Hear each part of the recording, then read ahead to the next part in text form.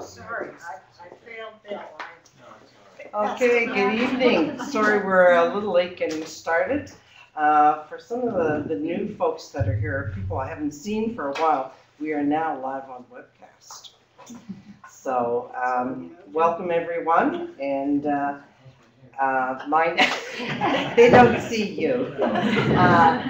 My name is Donna Mehta, chair of the HRM Chapter, and I would like to welcome Dr. Karen Chipman, who is a neuropsychologist with Capital District Health. And the topic today is understanding and managing cognitive problems in schizophrenia and psychosis.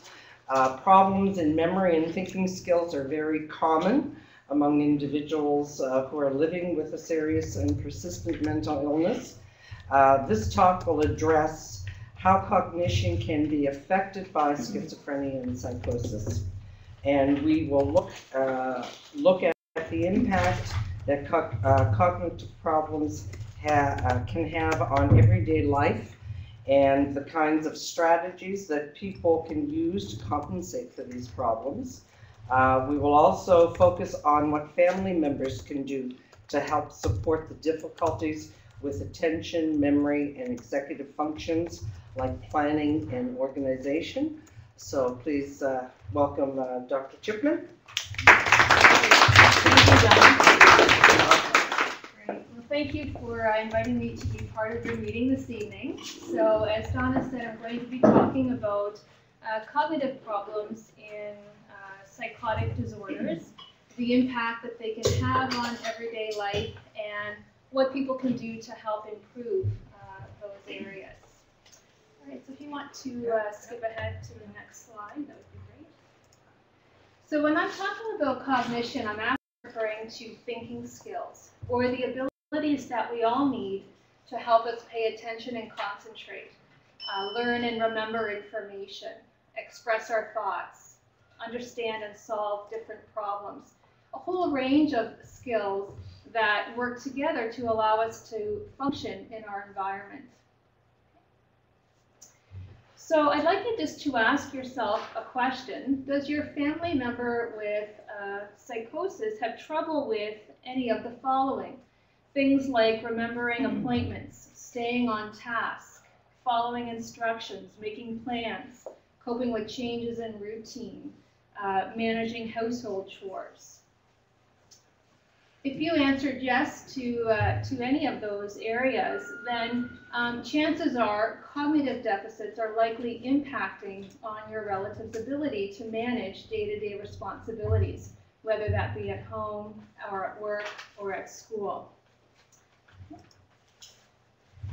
And as it turns out, we know that cognitive deficits are core features in a number of psychiatric illnesses, including the ones that I've listed here.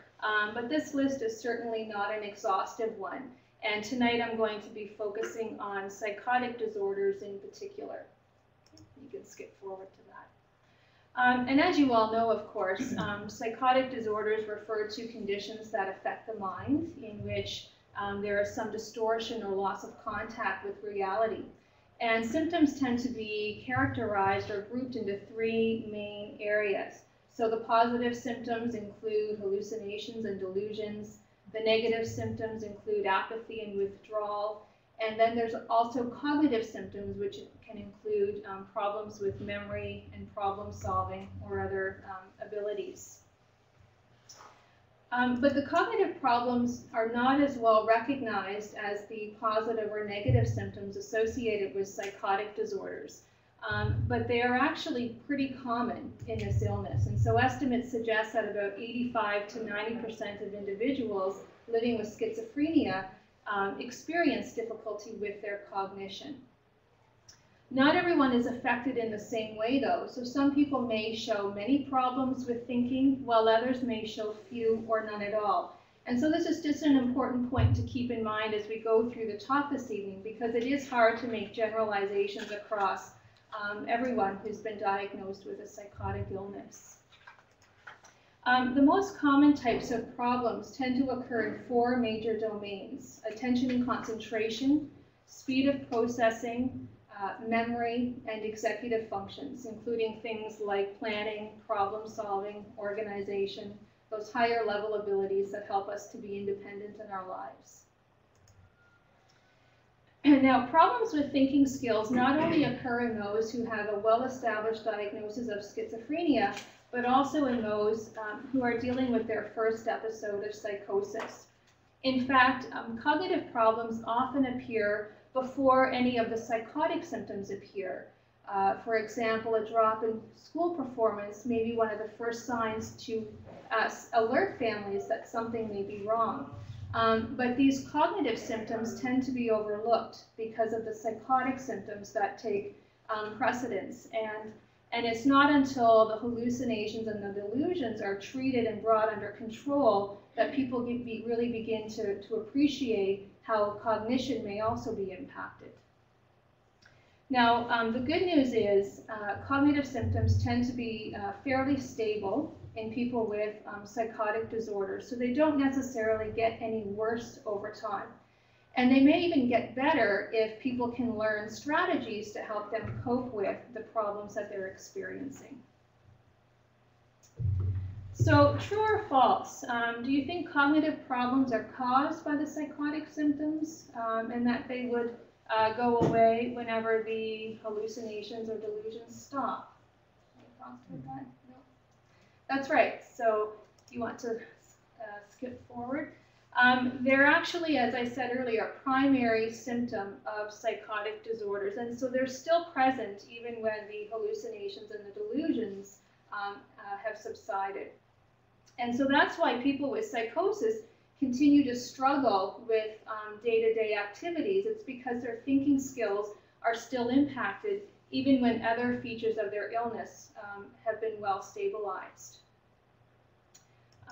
Another true or false, cognitive problems are all caused by medication side effects. And this one is false as well. Antipsychotic drugs tend to have very little impact on cognition. In fact, the newer drugs may even be associated with a small improvement in thinking. Now, that's not to say that medications never affect thinking skills, because certain drugs certainly do alter things like attention and memory. But as far as the antipsychotic drugs themselves, research suggests that they don't significantly disrupt thinking abilities. As I mentioned earlier, the nature and the degree of cognitive impairment can vary widely from one individual to the next, and so there can often be other factors that are present in people's life that can also contribute to cognitive difficulties. Examples of risk factors include things like alcohol and drug abuse, medical conditions like traumatic brain injury or diabetes, developmental problems like pre-existing learning disabilities or ADHD, mood symptoms like stress, anxiety, and depression. So all of these can certainly complicate the picture and worsen the degree of cognitive impairment that someone may experience as a result of mental illness.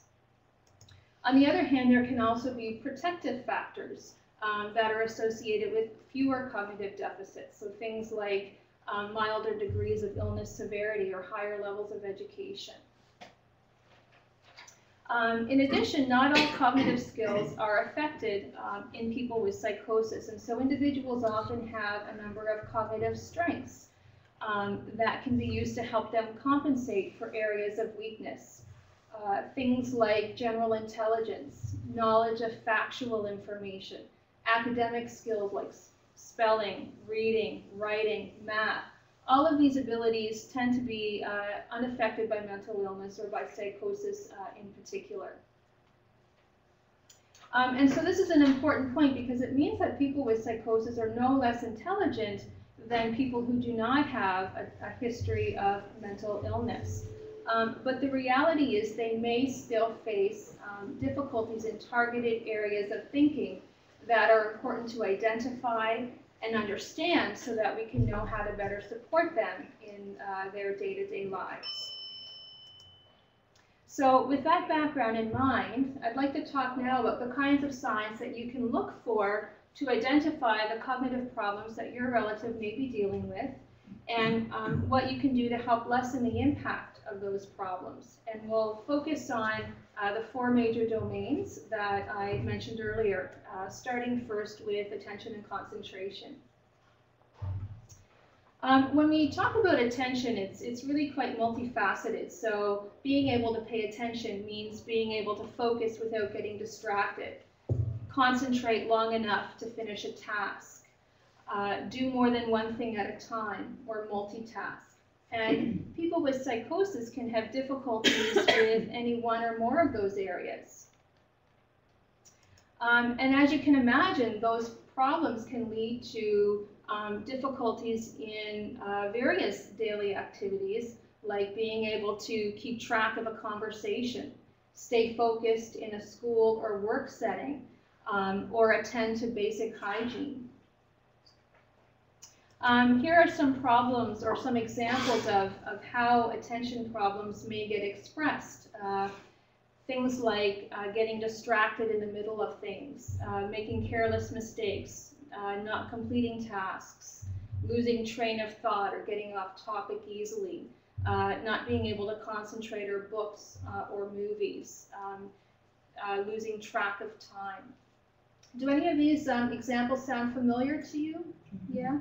Are there other ways that you think attention problems may get expressed that I haven't mentioned here? I think one of the things that happens in our situation, and I don't know if it's lack of attention, but it's almost the inability to see what's around him. Right.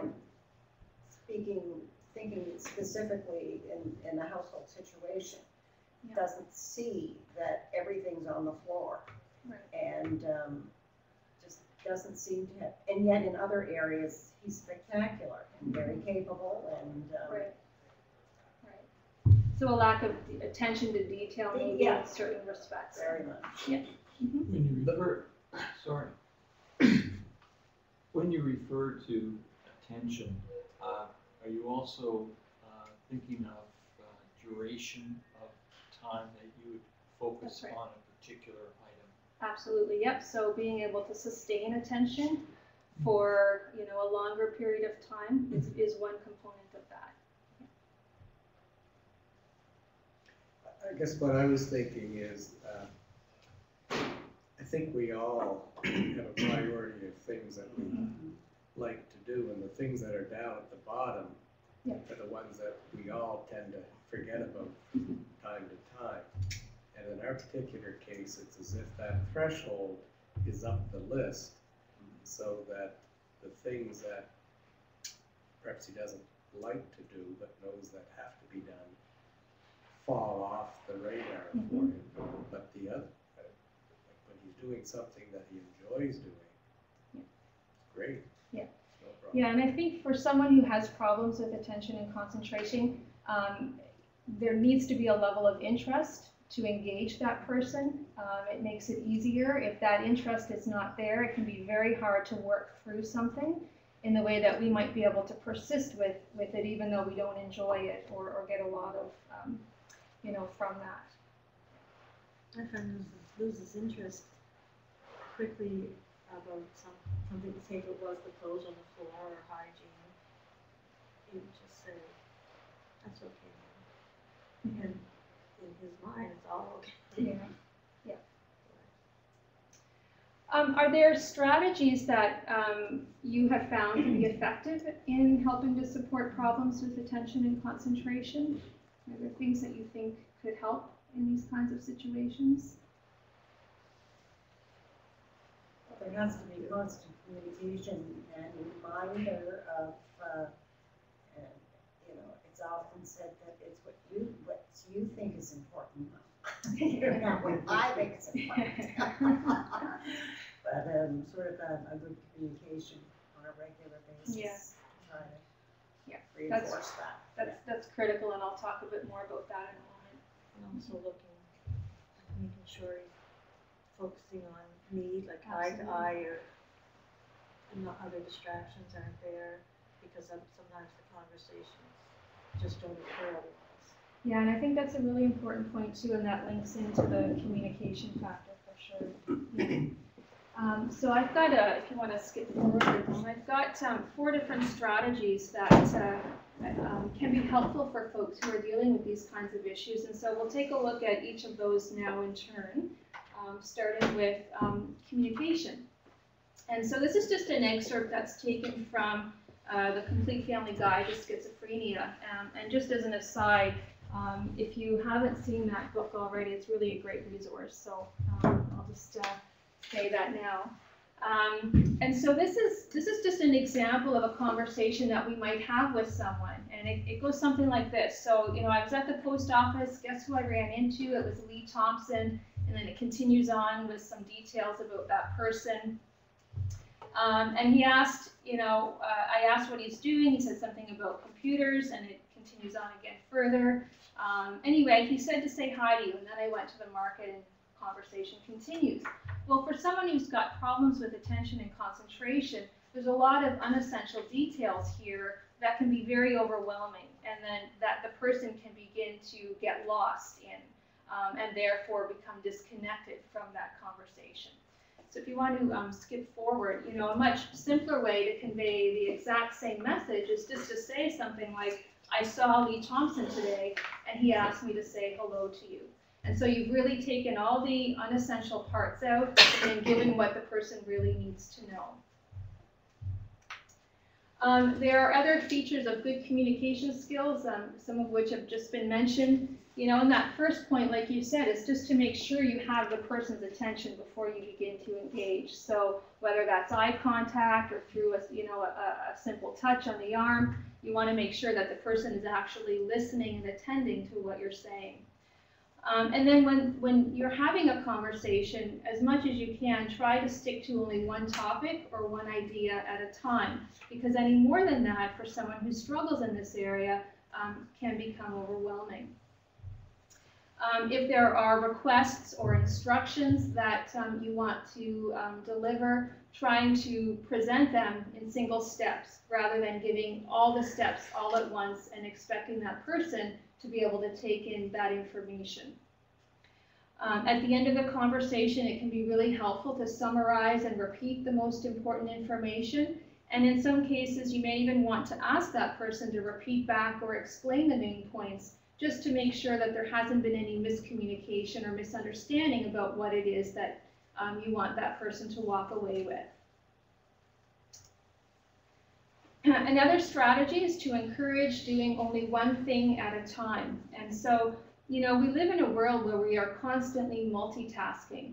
Even something as simple as driving in a car, we're having a conversation with someone else, we're making supper, we're listening to the radio at the same time. We're always having to divide our attention between more than one thing at the same time. And that can be challenging for people who are having problems with attention and concentration. So to the extent possible, it can be helpful to encourage your relative to focus on only doing one thing at a time, or to finish one task before moving on and starting another task. Just for an example, if your relative is at the computer writing an email and you want to go and ask him or her a question, probably best to wait until the person is done with the email task before asking your question, because something could end up getting missed or forgotten about. The third strategy is to reduce distractions. And so just like we have to multitask, we live in a really busy, distracting world with lots of things going on. And for people who have problems with attention, it can be very hard for them to focus in the midst of that. And so finding ways to remove or reduce distractions may make it easier for your relative to concentrate on what he or she needs to do. So it may be as simple as sitting down and having a conversation about the kinds of distractions that may be bothersome to that individual, and then doing some brainstorming together to figure out ways of minimizing those distractions. And it doesn't have to be anything major. It can be as simple as turning off the television, or shutting the door to a room where the person is working, or wearing some earplugs to help dampen any unavoidable noises. So there's lots of ways that these kinds of things can be worked around. And then the last strategy for attention relates to the importance of taking short rest breaks. And so when we have to do tasks that require us to focus for long periods at a time, like this gentleman over here had asked about earlier, you know, we all need to take breaks from time to time to help us keep focused on that task. And so it may be the case that someone with attention problems will need more frequent breaks during a task in order to be successful at getting to the end. And so when you're scheduling activities or arranging tasks, trying to allow for enough time for those regular breaks to happen at periodic intervals can really make a difference in terms of making tasks easier to accomplish and even more enjoyable for the person. Any questions about that before we move on to the next major domain? So the next one relates to slowness of thinking. And so some people may process information at a slower rate than other people do. And so this means that they may need more time to organize their thoughts, express, respond to questions, finish tasks that they're working on. And as you can imagine, this can lead to social difficulties because they may give the impression that they're not involved or that they don't care about conversations, even if they do. So, you know, if someone can't keep pace with what's being talked about, it's very easy to fall behind, get lost in the conversation, and then completely shut off from what's being discussed. And it's not because they're not interested, but because they're having trouble keeping pace. And that's especially the case if you've got more than one person that's involved in that conversation. Here are some examples of how slow processing speed can get expressed. Things like speaking more slowly than other people, showing delayed responding in conversations, needing other people to talk more slowly, or requiring a longer time to complete tasks. Does anyone have anything to add to those examples? I had a comment when you were talking about breaks and pacing and so on. Our son likes to help, and what I've found works sometimes, so I'm not on top of him all the time, trying to communicate or remind him, is to make a little list and say to him, do you think over the next 3 hours you might tackle these? And actually it works quite well sometimes because he'll do the first one and I'll see him going back to check the list, and then he'll do, and then he can pace himself and I don't have to remind him, and that helps quite a bit. Yeah, I think that's fantastic, and we're actually going to talk about the importance of checklists in a little bit, but I think that's a really great strategy that allows the person to go off and do what needs to be done, but at a pace that works for the individual, so that they're not feeling rushed or forced to go more quickly than they may be able to go. Yeah. Are there other strategies that you have found to be helpful here when it comes to slow processing speed? Yeah, I think I'm going to echo what Linda said there, and that is that if he's involved in the planning process, he buys into it much more than if me or somebody else tells him this is what has to be done. Yep. So, yeah, I think that's very important. And I find what happens in our case is that he sort of goes on a rant, and there's like 8 things he's going to do, and he does the first 2. That's about it. Yeah. But he likes to be consulted.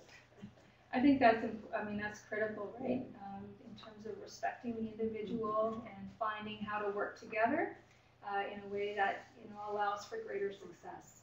And oftentimes what I do say is that I know this isn't important to you, but it's so important to me, and I really love you, and if you could just do this for me, I would really appreciate it.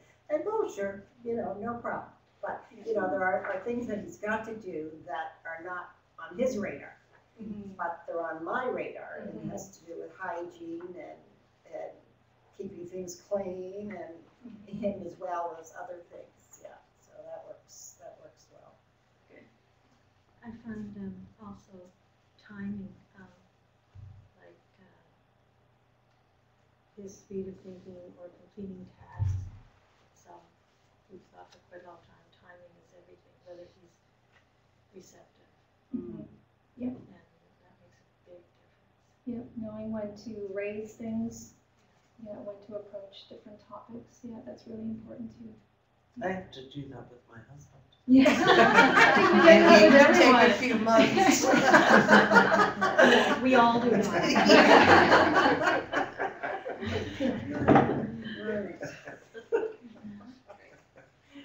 So there's a couple of strategies here. The first one we've talked about in terms of allowing for extra time, and maybe if you could go to that next slide.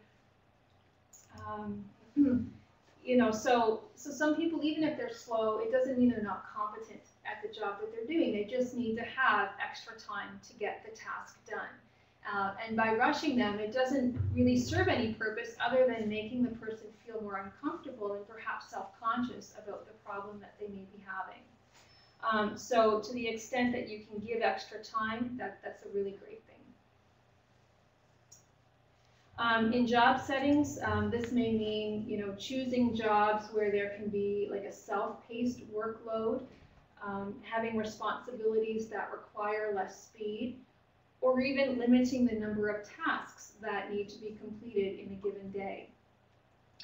In school settings, success may be dependent on having accommodations like extra time on exams or assignments. And the second strategy here is just to encourage practice, because practicing a task again and again can help to make it more automatic, so that you actually don't need to think as much about it because it's just become a habit for you. And so if it's important for your relative to be able to complete a certain task more quickly, maybe in a job setting, for example, then that person may benefit from having extra practice and repetition. Any questions before we look at memory? I do have just one little comment. Sure. And I don't know if this is something you want to address, but why is the thinking process slowed up with somebody with schizophrenia or psychosis?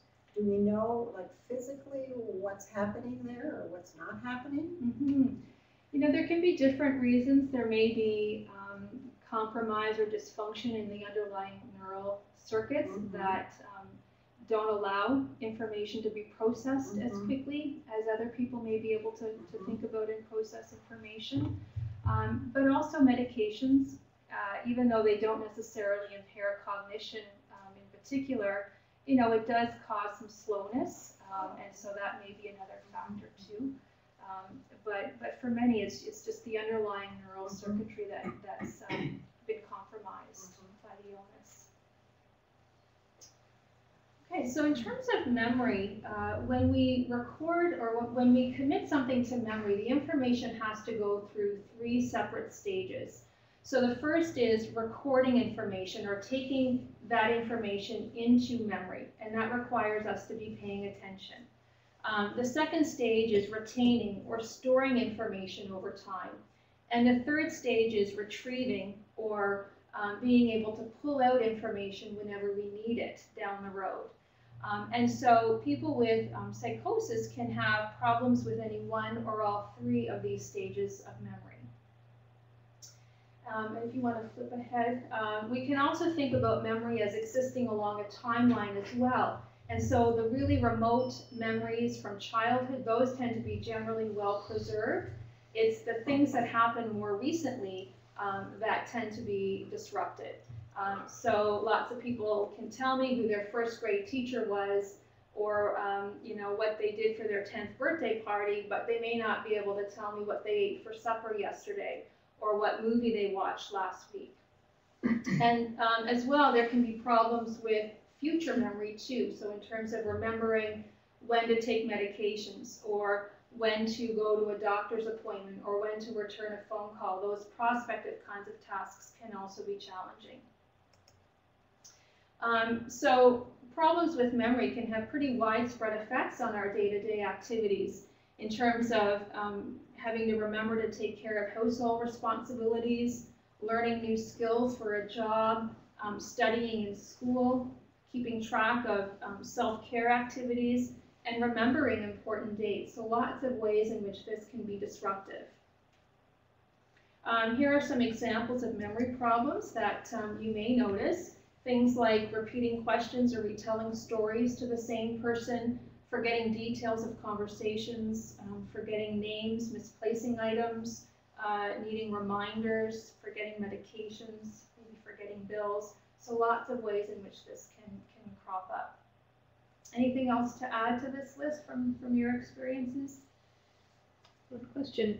Sure. I don't know whether the hygiene issue falls under the attention or the memory, but I don't quite understand how that works. Sometimes people can forget to attend to self-care, and so I've had some clients who have actually had a schedule, like a checklist, that reminds them what days they need to do what around self-care, and that helps them from a memory point of view.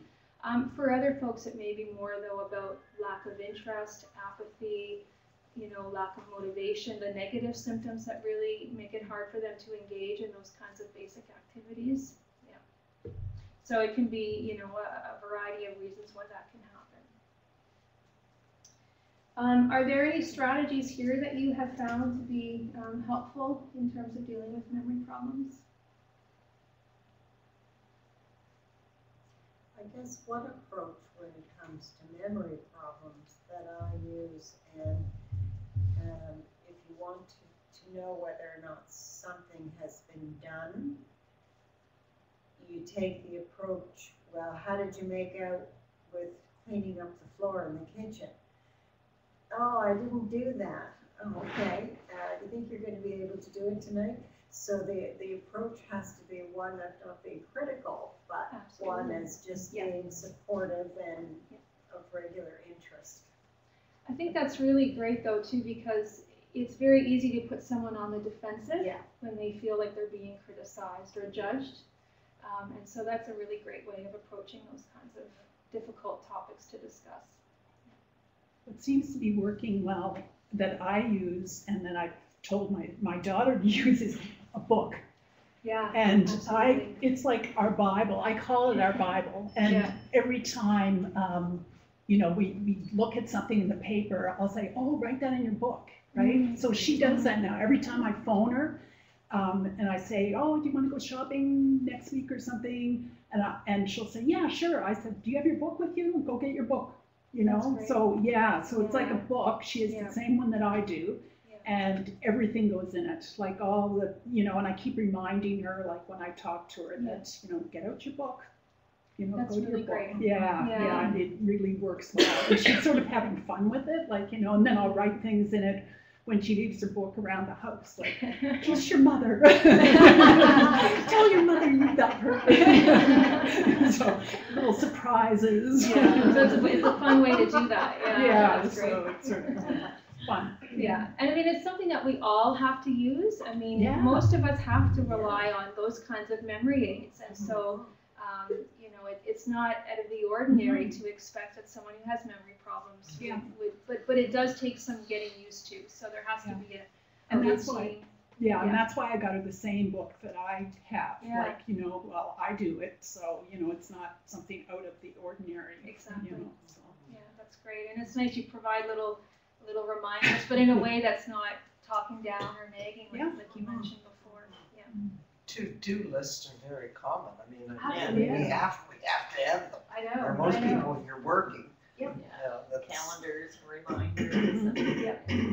Yeah, and it's easy for us to say that, and so the trick is for someone who has memory problems is to find a way to make that a habit. And so what I often suggest is when you're starting out, pairing it with another routine that happens on a daily, regular basis. So like checking the book at meal times, right? And so eventually checking the book becomes a routine in and of itself that the person can continue on with. So these are the strategies that I would like to talk about in terms of supporting memory. And if you want to skip ahead to the first one, it's just repeating information, which is an obvious strategy. But as we've already said, we want to do that in a way that's respectful of the other person. So it may be as simple as reviewing some instructions on how to do something, providing some reminders of things to be done, those kinds of things.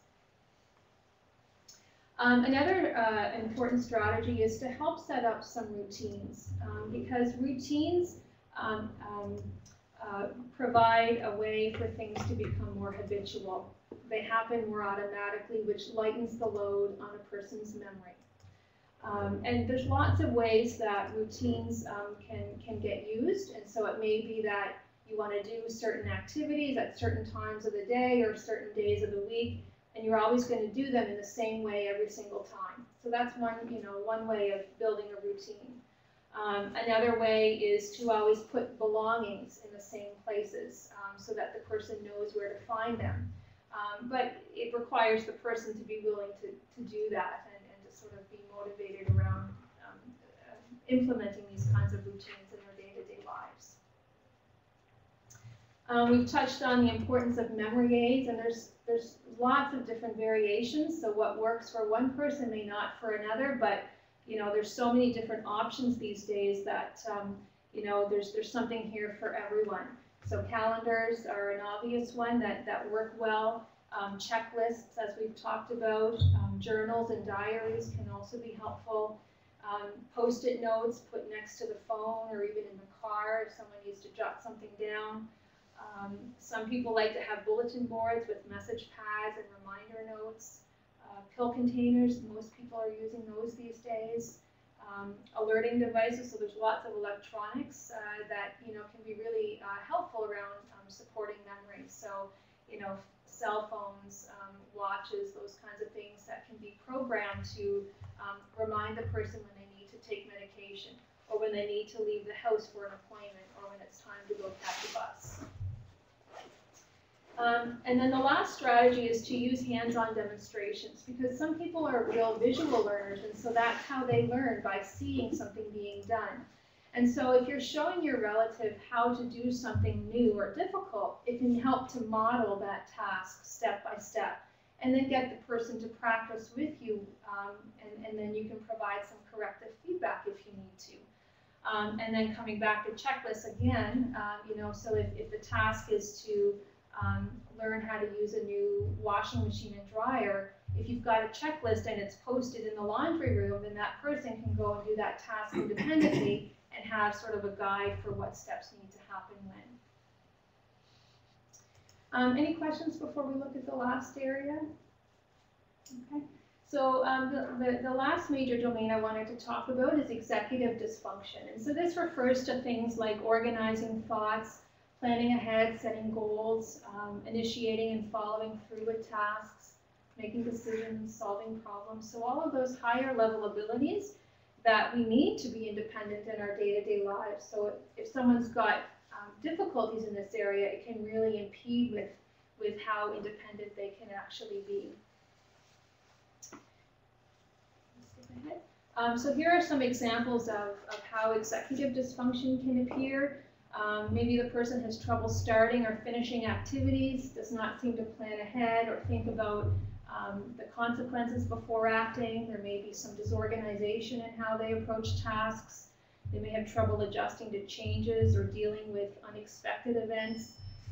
They may need some assistance around handling new job responsibilities. There may be some tendency to get stuck on certain ideas. Difficulties with managing time or money, maybe not seeing their own mistakes or learning from things that have happened in the past, denying that there even is any problem to begin with. So lots of different ways in which this can get expressed. Anything else to add to this list that you've experienced? All of it. Sounds familiar? Yeah. I have one question. My mom has a lot of trouble imagining that she'll be able to do something like walk down the stairs to go outside, and she fears that she'll fall down. She doesn't typically fall down, although a couple of times in the last few years she has. But it seems that there's fear about going downstairs, or how could I go shopping, or how could I go out to an event, like I can't possibly do it. Right. And then, when she comes back from an event with support, she'll say, oh, how did I ever do it? So there's sort of like you want to find that place where you can be encouraging and say, no, you can do it, you'll see, you'll be fine. But, Yeah, and so there may be some cognitive issues underlying that, but it also sounds like there's a lot of anxiety as well, which can also be hard to overcome. So there may be more than one factor that's kind of combining to produce that fear that she has about leaving. Yeah, but you're right. It's about finding that right balance of encouraging but not pushing, and sort of going beyond what she's capable of tolerating. Would you be offering, advice to help the individual to reduce their own anxiety? Yeah, if the person is open to that, for sure. There's within the mental health program, clinicians who can help to teach strategies around how to cope with anxiety symptoms, because that can be a major barrier to a person being willing to try new things and to get out and be part of everyday life. Yeah. And so if that's an option, I think it's a great way to address some of that. I have a question about, at what point do you allow the individual that's having these difficulties to sort of function on their own? There's always this dilemma between, being there, being supportive, reminding, and then you start to think, well, we're doing this all the time, and every once in a while we sort of step back, and then nothing happens, and so you're back at it again, and sometimes we wonder, if we just let him sort of suffer the consequences of not doing what he, and these are not new things, these are things that have to be done every month on a regular basis. Yeah. He's put it in his book, he knows it, and yet he doesn't even think about it. Yeah. Like paying the phone bill, for example, on time? The what? Like paying the phone bill on time? Yes, stuff like that. Yeah. You wouldn't believe how many late fees I pay on this Oh, thing. no, I see. Yeah, just about like that, actually. Yeah. So, you want to be supportive, and yet you sort of think that, maybe we should just let him sort of deal with this himself. But, so there's always this. It's a real struggle for families and for parents. Yeah. With executive dysfunction, it's hard because when you don't have the external support to structure the environment and to structure the tasks that need to be accomplished, in the absence of that support, like you said, things don't happen. And you add in negative symptoms in terms of lack of motivation, lack of initiation, apathy, lack of interest as a result of the illness, so that further creates a barrier to being able to kind of initiate something and do it independently without having those external cues or prompts. And I don't know if suffering the consequences is going to make any difference. It's not going to make him any better to do that. I don't think. And for, It's and it depends on the severity, for executive dysfunction, a lot of folks, and I'm speaking in generalities here, a lot of folks don't learn from previous mistakes. And so they may keep committing the same mistake over and over and over, but they're not going to learn in the way that someone who has a normal functioning frontal lobe will be able to learn. Doesn't seem Ben? like, sorry, go ahead. Well, what I was going to say is, that gets right to the crux of it, because I'm going to die, and so is everybody else here. And right now, we all have, or at least in our case, we have a loved one that we are very involved with, but we're not going to be there. So if they don't learn by falling down, and if they need this constant involvement, who's going to do that when we die? You know, and these are conversations that are really important to be having with the care team that's working with your relatives. You know, the psychiatrists, the clinicians who are supporting that individual. You know, for some folks, there is that capacity to learn and to build in the structure and to follow through with that. But for other people who are more impaired, there may be a need to have external support, whether it comes from family or from other ways, through supported housing or whatever the case may be. And again, it depends on each individual's circumstances, but you know, starting those conversations with the care team would be, I think, you know, the first step to kind of looking at those broader issues. Can I ask, this is kind of unrelated, but our family member was in the hospital a long time, and I found staff did not know this, like does not understand consequences. And I wondered if you speak to staff. I read this, a lot of things that I knew our child could not do. Yeah. And staff couldn't understand that. Yeah. And even simple things. At that time, he was in a place that, you know, he couldn't decide between A and B on what to eat. And he would be, I won't say badgered, but you know, they would say, well, only you know what you want, so go get it. Yeah. I don't know what you want. Yeah. But he couldn't do it. So I knew that staff really didn't know. And I thought they should have classes with you. I really do. You know, over and over and over again, so that they until they get it, you know? It's very easy to attribute the problems that someone's having to a motivational issue. So the person's being lazy, the person's not trying, the person doesn't care. But in a lot of cases, that is not the case. Like, that's not the reality. And so when we do assessments and we see the level of dysfunction that people are dealing with, you know, you begin to understand why it's been such a challenge for that person to function on a day-to-day basis. And so for me, it's always about educating not just you know, the families or the clients that I'm seeing, but also the care teams that are working with these individuals, so that they have a good understanding about cognition as well. Yeah, I think that really is critical. Absolutely. To have the staff up to speed on what should be expected, can be expected. And they're really not, and I would say every level from the LPNs to the OTs to Group nursing home staff workers. to everybody. Yeah, that's unfortunate. They really don't get it.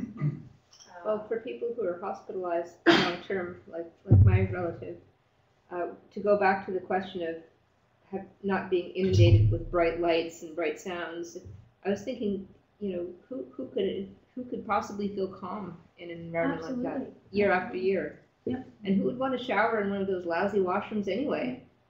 Really? Yeah, and if you're hearing voices, or you have delusions, or there's paranoia, I mean, you add all of those symptoms on top of the cognitive challenges, the distractions, the noises, the busyness, you know, it can be very overwhelming. Absolutely. Where then is the responsibility to ensure that there is an accurate understanding of any individual's condition? I would expect it that somebody, upon getting referred to an organization or being hospitalized, that any of the staff would need to be up to speed, because their role frequently is to help somebody improve so that they can be discharged and have, you know, a more promising outcome, or the potential for more promising outcomes than before they might have gone into hospital. It seems intuitive that any staff should be self-motivated if that's what they're being paid to do, and be management's responsibility to ensure that the staff are sensitive enough and curious enough and have the opportunity to be trained enough or to be counseled enough. So I guess bringing this back to your role with us, is there do you have parallel presentations to the organizations that are most responsible for supporting our families? So what I do is, in individual cases, meet with teams about specific individuals. So there haven't been organized talks where I would go in and train staff, except, I mean, there have been some exceptions. So for, you know, group home staff, I've done that before. But again, it's always been attached to, you know, particular individuals. But as I use that as an opportunity to sort of provide education more broadly. You know, so the best that I can suggest outside of what I can do on an individual basis is to advocate as well, you know, as a family. I think we have individual experiences, but things are not working, you know, in terms of the awareness of staff. I think in our situation, personally, I think that I've been very impressed by the quality, the not intuition, but just the application, disciplined application of technique and observation and adjustment and encouragement and you know, very positive approaches. But I wonder, what has your experience been, you know, in the broad range of other folks who are connected to an individual who is suffering from schizophrenia? What is your impression about their level of, I don't know, what do we call it? You know, there may be a range of things that you would evaluate performance on, you know, and so maybe you want to share that, because you get our different views. You know, there's quite a range, to be honest, in terms of people's level of knowledge around these issues. And I think when people are in hospital, the focus is on stabilizing people's psychotic symptoms, and so that's where a lot of the energy, the resources are going, you know, in terms of medication changes, trying to just address how do we stabilize this person from a psychiatric point of view. When the person leaves hospital, though, and it's in the community, you know, like I said earlier, the cognitive symptoms aren't always well appreciated in the moment, and it's after, you know, you've got sort of some stabilization that they begin to come to the forefront. So, you know, I think there's a range, like I said, in terms of knowledge levels, experience around cognition, in particular when it comes to psychotic disorders and mental health, mental illness more generally. Some people have very sophisticated knowledge around this. Lots of folks do in the mental health system. Others haven't necessarily had that training or opportunities to learn about the symptoms related to thinking in particular. Thank you. With us, our child did not have testing with you. You refused it due to all of what you're speaking about. So I strongly feel that, like, staff at the bungalows having a class with you like this a few times. I think a few times would be good. But it would really be helpful to the clients because they don't understand all of this. And clients are not always stable, but they're close to stable or are stable, but still have these difficulties. That's right. And it would be nice if the staff could understand. You know, we know from research that cognition is more strongly correlated with functional outcomes than the psychotic symptoms are, right? So you could have that ebb and flow in psychotic symptoms, but the cognitive deficits tend to remain pretty stable. And they're a better predictor of how people are going to fare independently with everyday tasks. Yeah, so it's a big. I'd just like to add one thing too.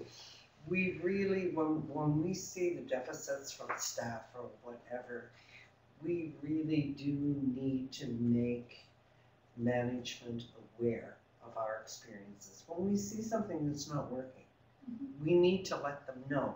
They're not going to be able to fix it unless they know about it. There are new evaluation That's right. sheets out. I'm sorry I didn't get. I've been forgetting to get them. And I know a lot of people have great difficulty, especially if they're in a specific, say, a group home or Simpson Landing or whatever, to complain. But, because there is the fear of repercussions, whether rightly so or not, there is a great deal of fear of what can happen if you do complain. But the moment that you're out of that situation and you feel comfortable, you have to, I think it is incumbent on us to let the system know, this is not working. This is what my experience has been. So, that's just... Yeah, no, I think that's very important. That's why we've created, the mental health system has created these feedback forms. It's to hear not just what you're pleased with, but the experiences that maybe speak to, the negative aspects of care that you've experienced. Am I okay to finish this? Yeah, sure. Oh, yes. So some strategies here that I just wanted to go through, and if you want to skip ahead to the next slide. The first is when we're talking about executive dysfunction in particular, it can make it really hard to do jobs or to do everyday tasks that frequently involve new and challenging problems. And so it's important to have realistic expectations about what your relative can accomplish, and then match tasks to that person's ability to plan and solve problems. So, in a work setting, it may mean choosing jobs where the person can do the same routine every single day. And there's not that need to be able to use executive functions in the way that other jobs might require the person to use. In the home and setting, it may mean sitting down to provide some assistance around creating a meal plan or a cleaning schedule. Now, it doesn't always happen, as you said, but you're providing that structure. And hopefully that's going to be a cue or a trigger for that person to follow through with something where it may not be possible in the absence of that structure. The second strategy is to encourage the use of daily routines. So we talked about this already in the context of supporting memory, but routines are also really important when it comes to providing support for problems related to organization and planning. So, for example, scheduling tasks at the same day, at the same time every week, and always doing those tasks in the same way every time can provide support for people who may not be able to figure out how to do things when unexpected or novel circumstances arise.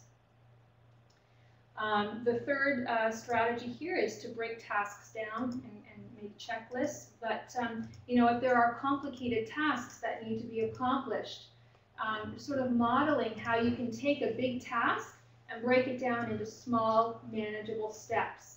writing those steps down on paper so that the person can then, like you said earlier, go off and work at each step on his or her own. And there's lots of ways that we can use checklists to help prompt various kinds of tasks. So, putting a grooming routine on the bathroom mirror, or a bedtime routine on the bedroom nightstand.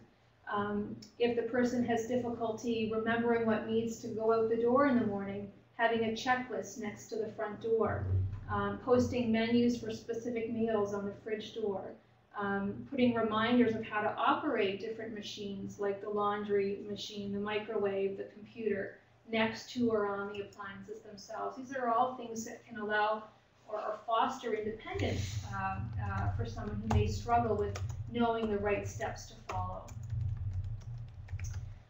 The next strategy is to help with organization, and so there's lots of ways that we can organize our space, our time, our information. And so we talked about some of these already in the context of memory, and they apply here as well in terms of calendars, bulletin boards, message centers, having filing or bill payment systems.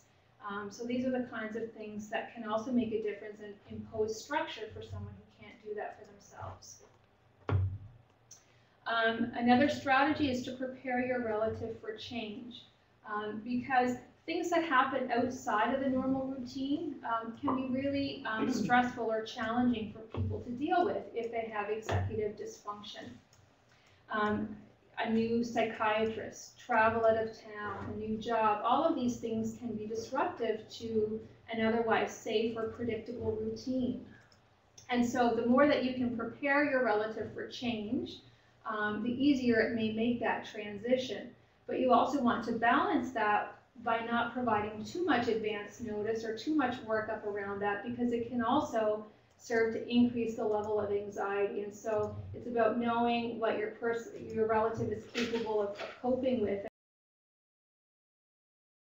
context.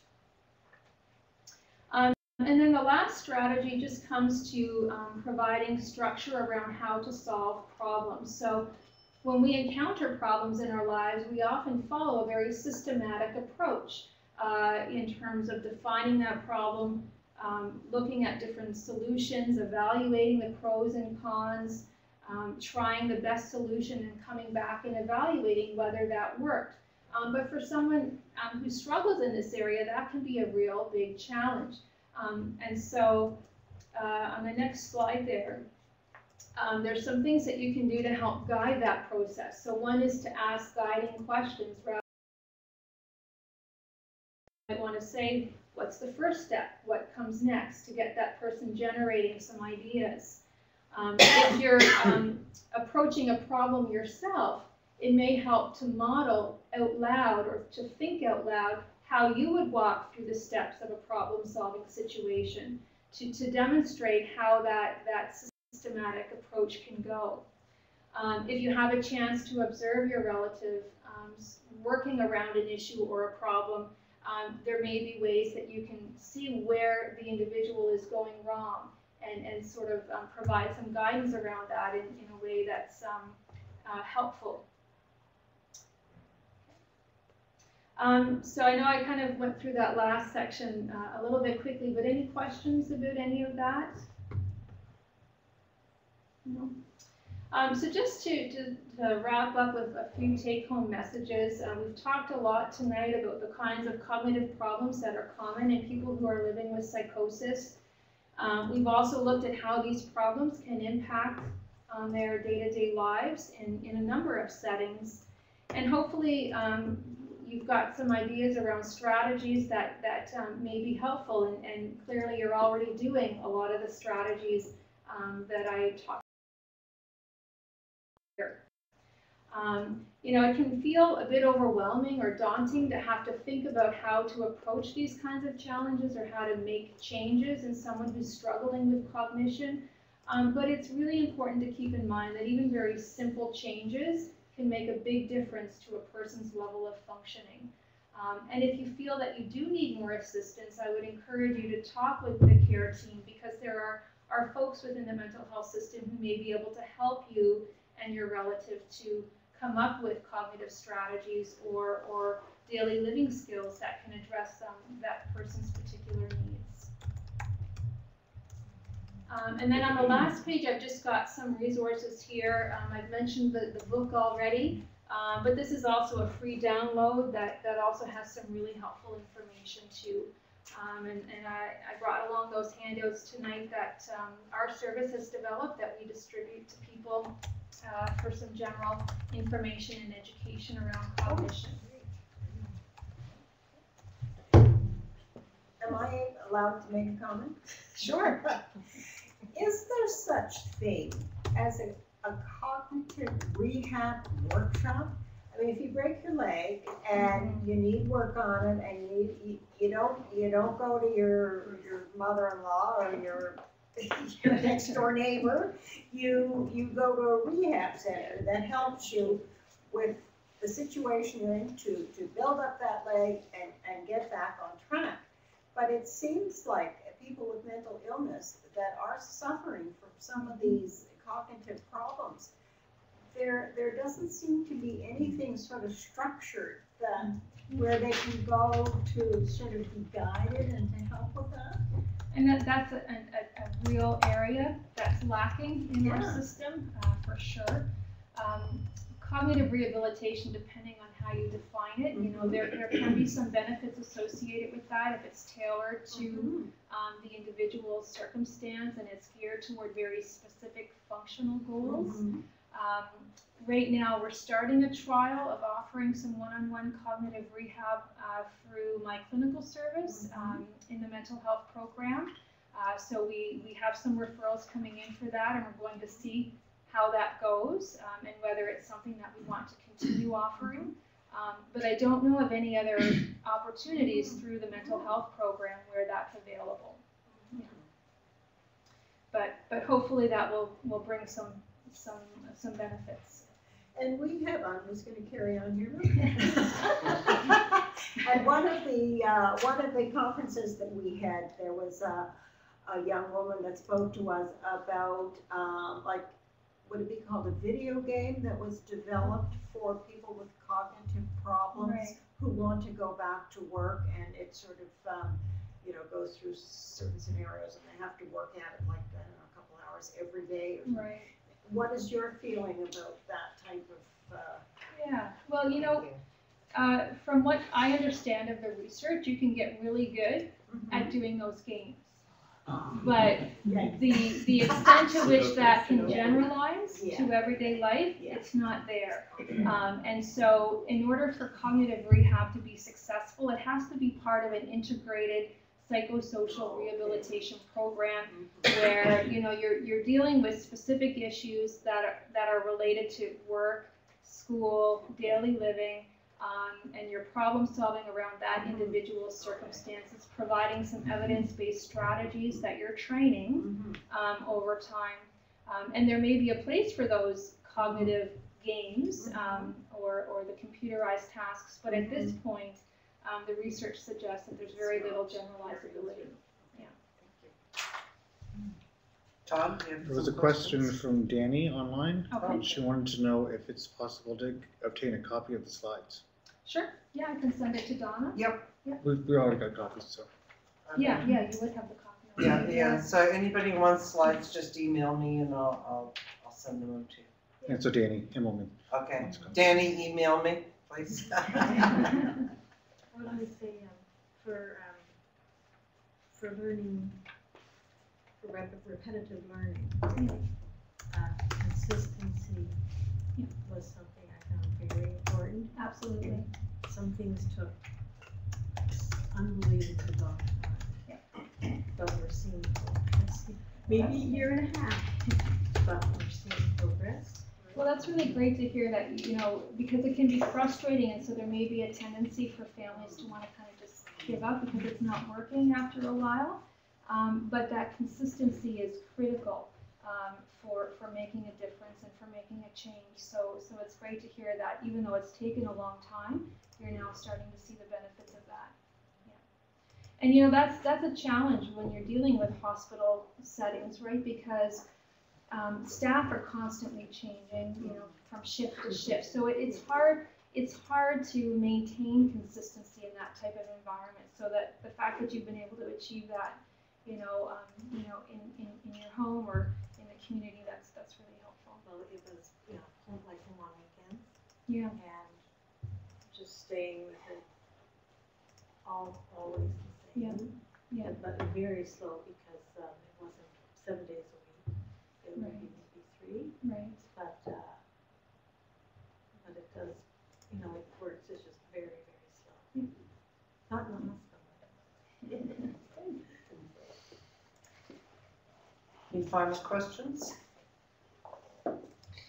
Okay, well, thank you very much, Dr. Chipman. This was really an excellent overview of the cognitions, and I think it makes us all aware that we really have to, think about, just what can be achieved. Make those realistic expectations, right? But the problem is then you have to know when do you challenge, when do you up the bar, so there's that. But I think it was very good just to have this overview and keep those, the problems and the strategies that, they can be worked on. So thank you very much. Great. Thank you for having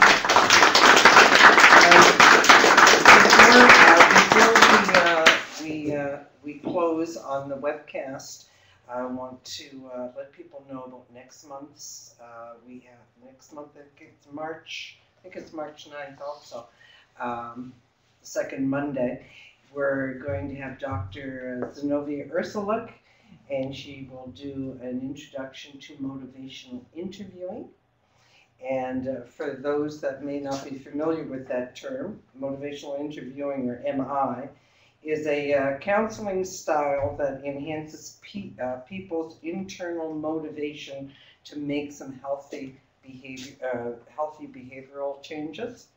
As a family member, you may feel hopeless and very often frustrated when you see your loved one making very unhealthy choices. So this presentation will be an introduction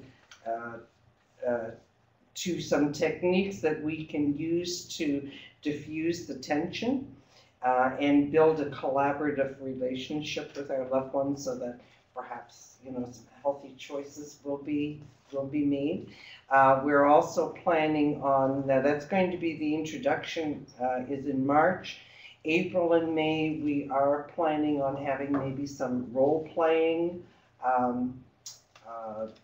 sessions for those months. Well, Dr. Ursula will come in and we'll do some role-playing. I haven't worked out how it's going to be on the webcast. Maybe we'll put the camera on Dr. Ursula, and somebody can the other participant can be behind the camera, because some people may not want to be on out there.